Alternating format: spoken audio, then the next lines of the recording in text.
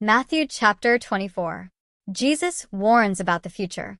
Jesus left the temple area and was walking away, but his followers came to him to show him the temple's buildings. He asked them, "Are you looking at these buildings? The fact is, they will be destroyed. Every stone will be thrown down to the ground. Not one stone will be left on another." Later, Jesus was sitting at a place on the Mount of Olives. The followers came to be alone with him. They said, "Tell us when these things will happen, and what will happen to prepare us for your coming and the end of time." Jesus answered, "Be careful. Don't let anyone fool you. Many people will come and use my name. They will say, 'I am the Messiah,' and they will fool many people. You will hear about wars that are being fought, and you will hear stories about other wars beginning. But don't be afraid. These things must happen before the end comes. Nations will fight against other nations. Kingdoms will fight against other kingdoms. There will be times when there is no food for people to eat, and there will be earthquakes in different places. These things are only the beginning of troubles, like the first pains of a woman giving birth. Then you will be arrested and handed over to be punished and killed. People all over the world will hate you because you believe in me. During that time, many believers will lose their faith. They will turn against each other and hate each other. Many false prophets will come and cause many people to believe things that are wrong. There will be so much more evil in the world that the love of most believers will grow cold. But the one who remains faithful to the end will be saved. And the good news I have shared about God's kingdom will be told throughout the world. It will be spread to every nation. Then the end will come. Daniel the prophet spoke about the terrible thing that causes destruction. You will see this terrible thing standing in the holy place. You who read this should understand what it means. The people in Judea at that time should run away to the mountains. They should run away without wasting time to stop for anything. If they are on the roof of their house, they must not go down to get anything out of the house. If they are in the field, they must not go back to get a coat. During that time, it will be hard for women who are pregnant or have small babies. Pray that it will not be winter or a Sabbath day when these things happen and you have to run away, because it will be a time of great trouble. There will be more trouble than has ever happened since the beginning of the world. And nothing as bad as that will ever happen again. But God has decided to make that terrible time short. If it were not made short, no one would continue living. But God will make that time short to help the people he has chosen. Someone might say to you at that time, "Look, there is the Messiah." Or someone else might say, "There he is." But don't believe them.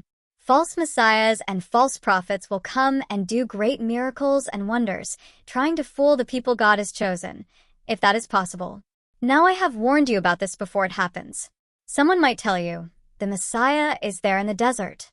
But don't go into the desert to look for him. Someone else might say, "There is the Messiah in that room." But don't believe it. When the Son of Man comes, everyone will see him.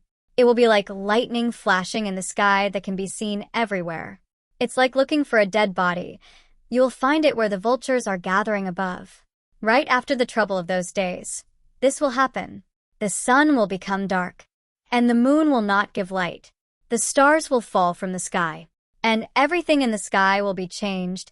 Then there will be something in the sky that shows the Son of Man is coming. All the people of the world will cry. Everyone will see the Son of Man coming on the clouds in the sky. He will come with power and great glory. He will use a loud trumpet to send his angels all around the earth.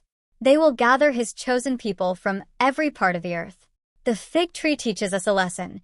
When its branches become green and soft and new leaves begin to grow, then you know that summer is very near. In the same way, when you see all these things happening, you will know that the time is very near, already present. I assure you that all these things will happen while some of the people of this time are still living. The whole world, earth and sky, will be destroyed, but my words will last forever. Only God knows when the time will be.